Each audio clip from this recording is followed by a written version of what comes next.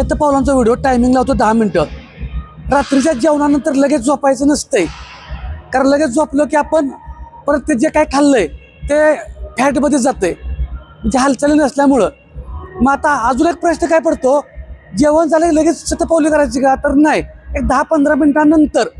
म्हणजे कमेंट आलेले होते त्याच्यावरून सांगतोय की जेवण झालं की लगेच तुम्ही शतपावली करू नका, 10-15 मिनिटांनंतर.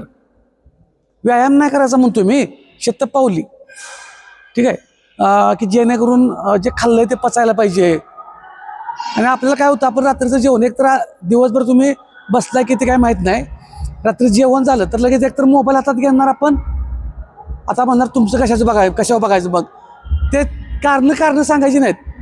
म्हणून म्हटलं, तुम्ही जरी मोबाईल घेतला तर किमान शतपावली करत बघा. ठीक आहे, तर तुम्ही मोबाईलवरती तर बघत बसणार किंवा बसणार. आता मी काय म्हटलं, माझ्याकडे बघत ऐकत बसू नका.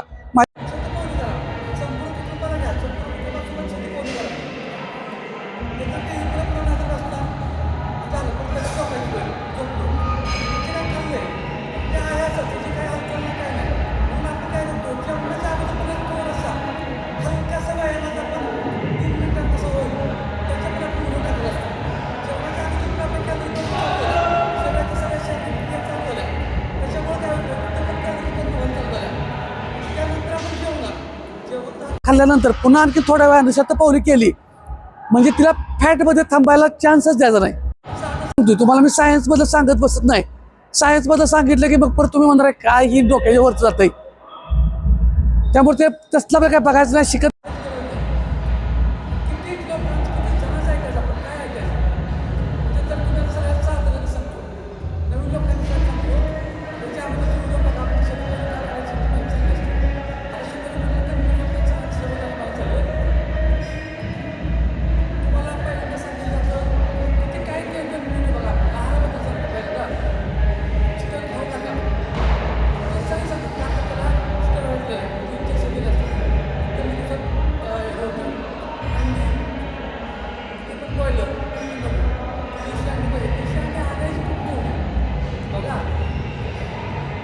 आपल्यासाठी नाहीच, मांसाहार आपल्यासाठी नाहीच. ठीक आहे, तर परत ते झालं, पालेभाज्या नॅचरल पाहिजेत, औषध मारायला नाही पाहिजेत. अरे आणायच्या कुठल्या एवढ्या पालेभाज्या?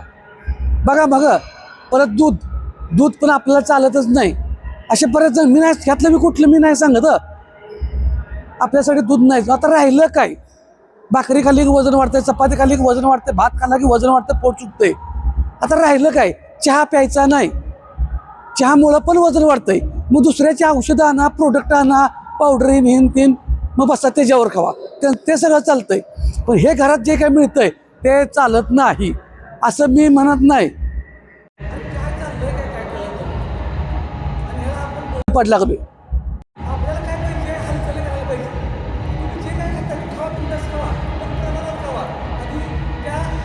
फिरवण्याची ताकद ठेवा, मग त्याच्यासाठी आपल्याला हालचाली पाहिजेत.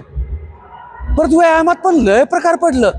वजन कमी करायचं तर वेट ट्रेनिंग लय महत्वाचं.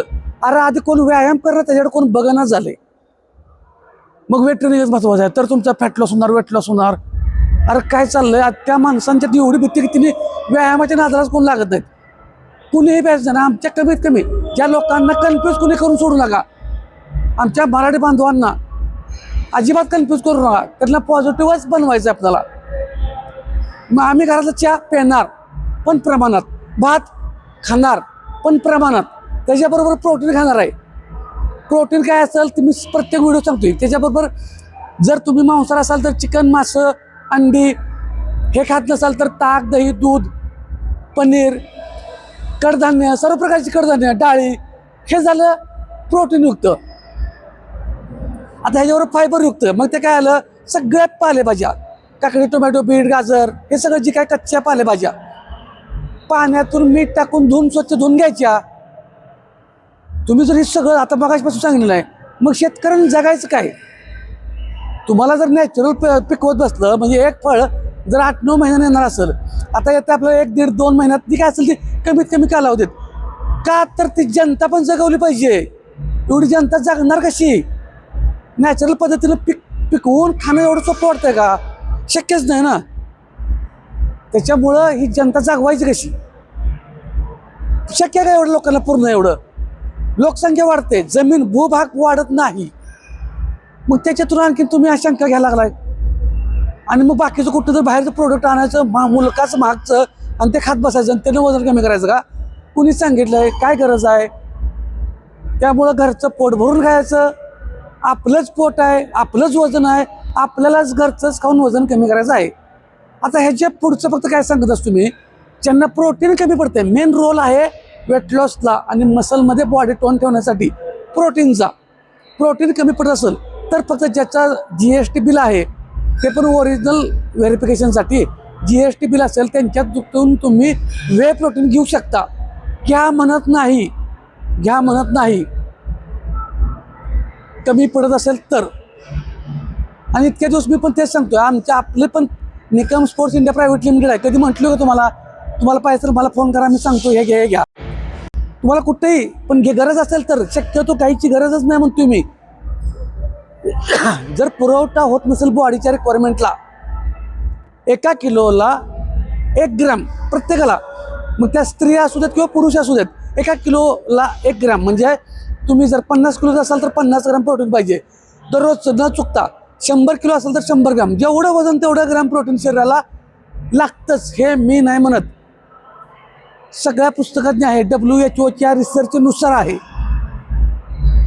आता बऱ्याच गोष्टी मग शंका येतात, त्यामुळे कन्फ्यूज होऊ नका तुम्ही. कन्फ्यूज जेवढं होणार तेवढं तुम्हाला जास्तीत जास्त तुम्हाला नुकसान होणार आहे.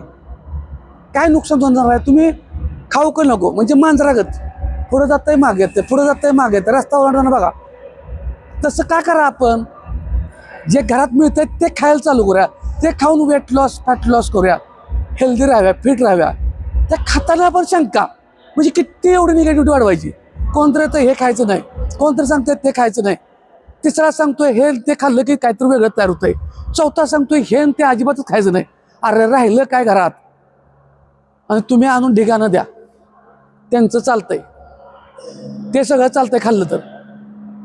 आणि ते खाल्ल्यावर पण तुमच्याकडे पिट्टा पाडून घेते ती, व्यायाम करून घेते ती. मग एवढं साधं जर कळत असेल तर व्यायाम आपण काही करतोच की.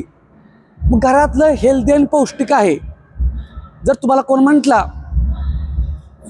मी जरी म्हटलो कधी किंवा नो हे असं नाही असं आहे हे घ्याच, तर मला पण तुम्ही प्रश्न विचारायचा, तुम्ही भाकरी खावा म्हटलंय, मग भाकरीतनं नुकसान काय होणार आहे हे गुगलला टाका.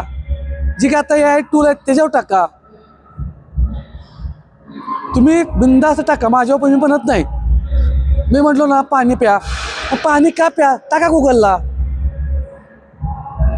तसंच तुम्ही बाहेरनं जे काय आणलंय मग त्याचा फायदा तोटा पण विचारा गुगलला, मला नको, गुगलवरच विचारा, सगळे उत्तर मिळतात.